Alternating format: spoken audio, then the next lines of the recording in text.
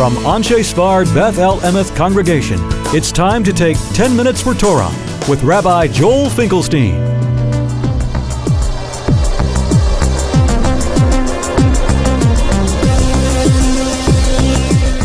Welcome to our discussion of Parashat Vayechi, land and leadership. Yaakov Avinu, Jacob our forefather, had a tremendous challenge when trying to give the blessings or even predictions about what would happen in the future with all of his sons. On the one hand, he did not want to reject the children, as was necessary in the case of Ishmael, in the case of Esav, where they were, to some degree, rejected from the Jewish people. On the other hand, there would be children whose role would be greater than others, particularly Yosef and particularly Yehudah, father of King David, father of the Mashiach. So, how does he address this issue? I saw in the Torah Mitzion of the Gush Etzion writings, they said the following, that he solves it by giving different parts of the blessing to different people. If we ask, what is the essence of the Abrahamic blessing? Well, one is Tiana Rosh Yosef, who should be the head. Yishtachavu lecha leumim, that others will bow down to you. Being greater than your brothers. There is a question of who will be the leader the others will bow to, as Yosef dreamt in his dreams. But there's another question. Who will have the better land? Who gets better land than the other? There's another question. Who is going to be the one who has the military might? Who's going to be in charge of that? Tribes like Dan and Gad. So if we look, for instance, the blessing of Naphtali, I think we'll find something interesting. One verse, Naphtali ayala shlucha anoteni imrei shefer. That Naphtali is a sent gazelle who's sent off, and he gives beautiful words. What does this mean? So some interpret in terms of the blessing of land, that his land will be like a gazelle. A gazelle is very swift, so too his land will be swift. You plant it, hazorim b'dima brina gikso. You plant it, and before you're finished putting the seeds in, you're already reaping. It's very swift. There's a tradition that the perot genesar, the fruit of genesar in northern Israel, are so amazing. The rabbis would make bags of it and carry it and eat it. They were so enthralled with the fruits of the land of Israel. It's also a metaphor for Torah and for inspiration. So it's very fast. But if you ask a question, well, so what? I mean, what ultimately is the value of having swift land? It's nice. You make a few extra dollars, but what does it mean? So the Torah more says, because the first one to have ripe fruit says the first shechianu. So he's the first one to be able to thank God for it.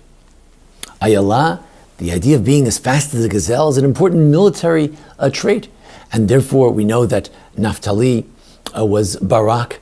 Naphtali was the father of Barak, the great general in the days of Devorah, who went and ran around. Of course, he wasn't able to catch the enemy. There was a woman who was able to, Yael, she caught the enemy general, but he was pretty fast. Naphtali, Barak, he was running with his feet. He was a military man. But the image can also be one of Torah as well. The Gemara in Ksubas Yud Zayin says that when certain rabbis got smicha, they were given the ordination, they would say about them, Yalatchin, they would compare them to a gazelle, because a gazelle has certain gracefulness and also swiftness. Someone told me that Reb Naphtali Trupp, his name was Naphtali, so they say, well, Naphtali is very quick. So some people have a very quick mind, but if you have a very quick mind, maybe no one understands what you're saying. So the verse says, he's quick, but when he speaks, it's clear, it's understandable, there's no question about it. The idea of this blessing can also be a blessing of character. After all, when Yaakov looks at the tribes, he says, well, look, some will be kings, some will not. But let me tell you something. Each one has their own character. And this gives an opening, a door to every Jew to be able to say, well, I'm not the leader, but I'm good at being a family man. I'm good at being consistent. I come early to the minyan every day. I contribute. Everyone can have their contribution. So what's the trait of Naphtali?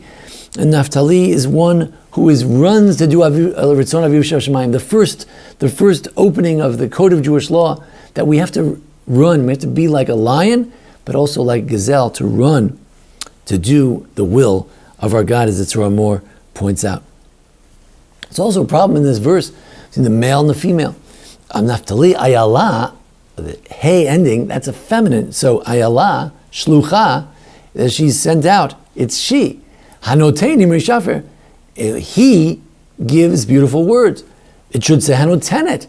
She, the gazelle, gives beautiful words. So what's this business of the male and the female in one verse?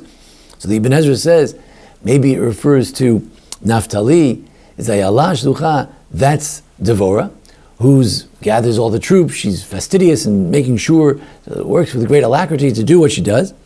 But also, Anoteni Mei Shefer, who gave the words? Well, Devorah sang the famous song, but Im Barak, people forget it's the song of Devorah with Barak.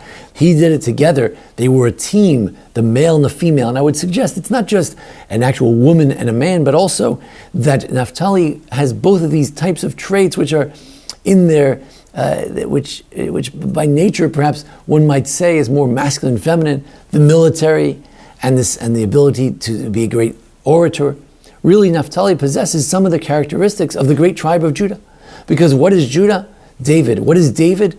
He's the poet king. He's the military philosopher. He is the king who's also the philosopher king. And the ultimate, and therefore Mashiach, the descendant of David, also has to be both. He has to be as great a scholar like David. He has to be almost as great a prophet as Moses. That's what the Rambam says, because he has to have both qualities. He has to be able to subdue the earth militarily, to make people understand what the true ideas of God are. But on the other hand, he has to be able to speak and communicate with Sphard-Beth to explain to everyone why they did wrong, what they did wrong.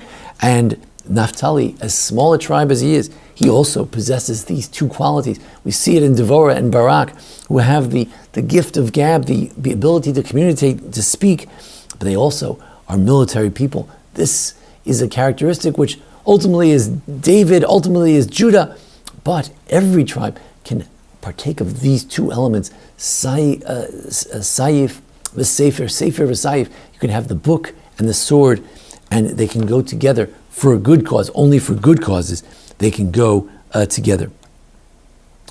The small tribes might feel kind of left out. After all, what can they contribute? After all, there's the Levites are the priests, and Judah is the king, and Joseph has the double portion as Ephraim, and there's also Manasseh. They're on one side of the Jordan and the other side of the Jordan.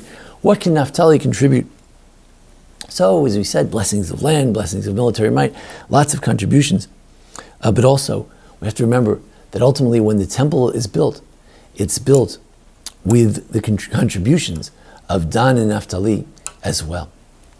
Dan and Naphtali are children from Bilhah, and they are and they represent the idea that even from a small tribe you can have great things. From Dan was the Eliyav ben Achisamach l'matei Dan. Dan was an assistant to the ultimate architect of the Mishkan, of the first tabernacle, first temple. And when the actual temple was built, the physical temple in Jerusalem, where David got it going, they sent to Hiram Melech Tzor. They sent to an architect up in the north, and his father was from Naphtali. He was from the tribe of Naphtali. Also, his mother was from Dan. He had this characteristic from Dan. He helped build the temple to bring the amazing wood from the north, the cedars of Lebanon, because ultimately even the smallest tribe can contribute.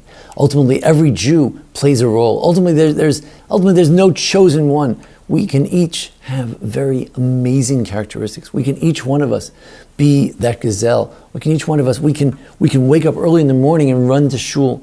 That too is a great blessing that Jacob can give. You don't have to save the world. You can be someone who has good character traits, someone who tries to combine the intellect and the might, the physical and the spiritual. There's a lot of blessings to go around. Jacob ultimately figured it out that yes, one son will have to take over. There can only be one leader, or maybe two. You can have an assistant, as in the Messiah, son of Joseph. Maybe there can be two great tribes, but everyone can't be the leader.